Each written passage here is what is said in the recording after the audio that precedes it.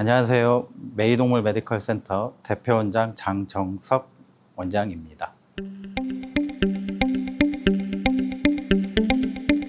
메이동물 메디컬 센터는 2015년 개원을 진행을 했고요. 현재는 수의사 24명과 의료진들 총 해서 76명이 열심히 불철주야 근무를 하고 있습니다. 2차 진료기관이라고 해서 막 어마어마한 것을 다루거나 그러지는 않고요. 우선 가장 기본적인 거를 충실하려고 하고 있고, 다만 MRI 촬영이라던가 CT 촬영 아니면 중환자 관리, 지역병원 원장님들도 정말 잘하고 계신데 그쪽에서 이제 하실 수 없는 것들은 저희 병원에서 지금 하고 있습니다.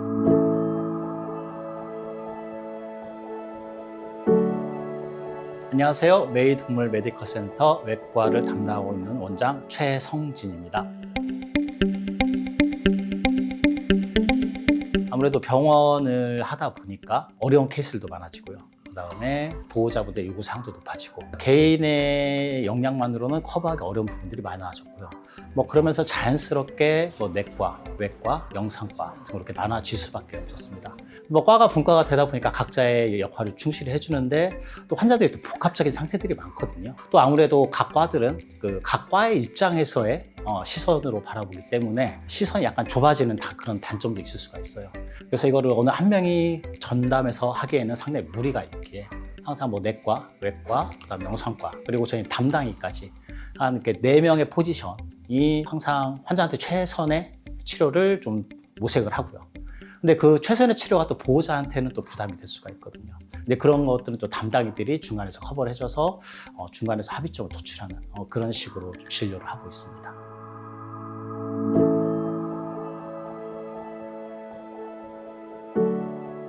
안녕하세요. 저는 메이동물병원 내과원장 김세훈 수의사입니다. 이제 아무래도 한 사람 한 사람이 그 환자를 24시간 다 케어하고 돌볼 수는 없다 보니까 주간에서는 이제 오전, 오후 팀, 그리고 야간에서 야간 수의사, 야간 테크니션 선생님 다 나뉘어져 있는 상황이고요. 한 마리의 환자 자체에서도 수의사끼리의 이제 생각이나 이런 부분들이 다를 수가 있어서 주치의, 부주치의가 나뉘어져 있는 상황이에요. 테크니션 선생님이 아이 상태를 보시다가도 주치의 선생님이나 부주치의 선생님이 현재 이제 진료 중이시다 하는 경우에는 바로바로 이제 나머지 수의사가 백업을 할 수 있게 설정이 되어 있고요. 테크니션 선생님 자체도 따로 분과들이 되어 있어서 호흡수라던가 혈압이라던가 내외과적인 부분에 대해서 혹시나 특이사항이 생기는 경우에 서로 협진해서 하는 식으로 진행하고 있습니다.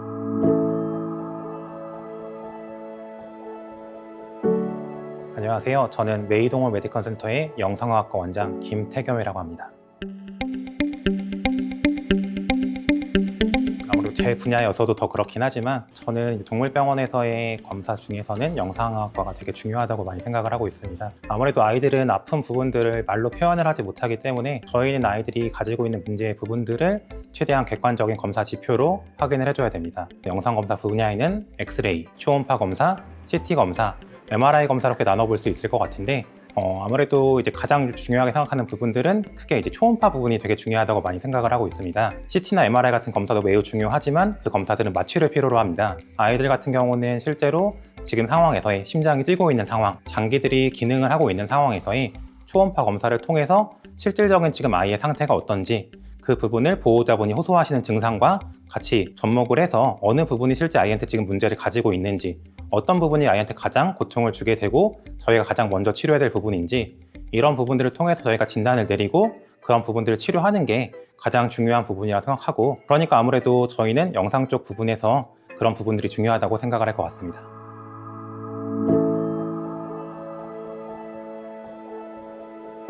안녕하세요. 메이동물 메디컬 센터 내과 원장 강성우입니다.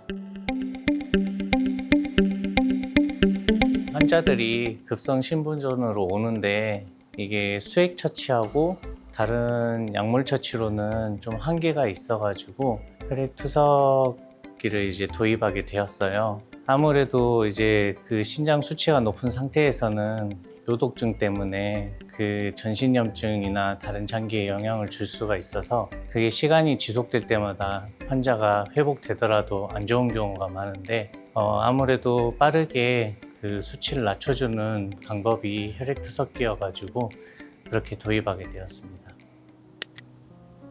렙토스피라라고 하는 감염체에 감염된 환자였는데 그것 때문에 급성 심부전이 왔어요. 처음에 이제 크레아틴 수치가 10이 넘어갔었어요.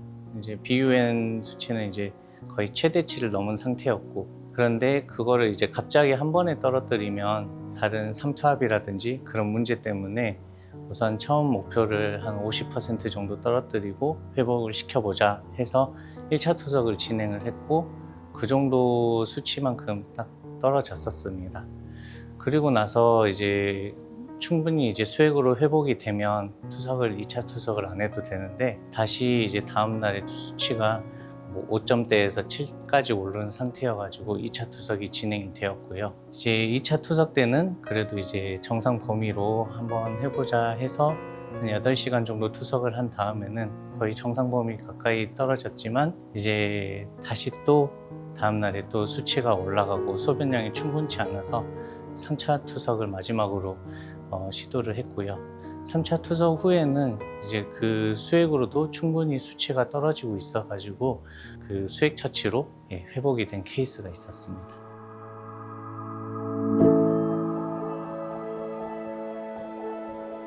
전주 메이 동물 메디컬 센터의 내과 담당을 하고 있는 권태준 수의사입니다. 의료 기술적인 부분의 완벽성은 기본이고요. 보호자님과 또 환자들에 대해서 공감이 가장 중요하다고 생각합니다. 말하지 못한 아이들의 고통을 직접 보고 듣고 만짐으로써 아이들의 상태를 읽어내고요. 아이들 때문에 밤잠 설치며 걱정하실 보호자님에 대한 마음까지도 어루만지는 진료를 지향합니다. 그리고 두 번째로는 항상 아이 상태에 대해서 저는 이제 보호자님과 소통을 많이 하려고 합니다. 직접 그 병원 외적으로도 전화를 드려가지고 아이 상태나 여쭤보기도 하고요. 그래서 그러한 이제 교류가 제일 중요하다.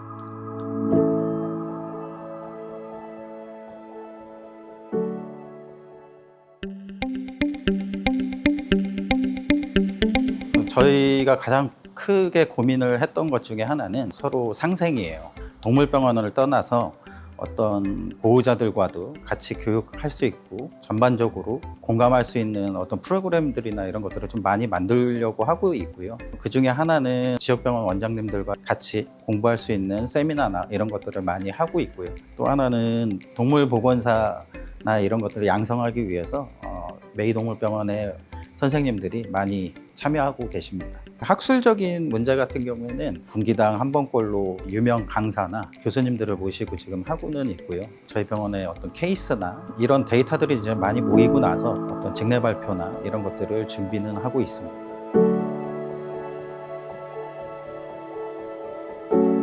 올해가 메이동물 메디컬 센터 10주년입니다. 지금까지 보호자분들이 정말 많이 도움을 주셨고 나름 열심히 치료하려고 노력했습니다. 어디에 내놔도 부끄럽지 않을 만큼 그렇게 안전하게, 또 저희 선생님들 실력도 솔직히 제가 어디 가서 저보다 잘해요 라고 얘기할 수 있을 정도로 정말 훌륭하신 선생님들 많이 모시고 왔어요. 저희가 이제 진료를 보는 데 있어서 그 아이를 위해 더 세밀하고 그 아이에게 더 정성을 쏟는 시간이기 때문에 기다려 주시면은 다음 아이가 왔을 때도 똑같은 정성으로 보도록 하겠습니다. 저의 목표는 10년, 20년, 30년이 아니라 100년 이상의 동물병원을 하고 싶어요. 그때까지 최선을 다해서 보호자분들과 같이 소통해 나가면서 열심히 하도록 하겠습니다.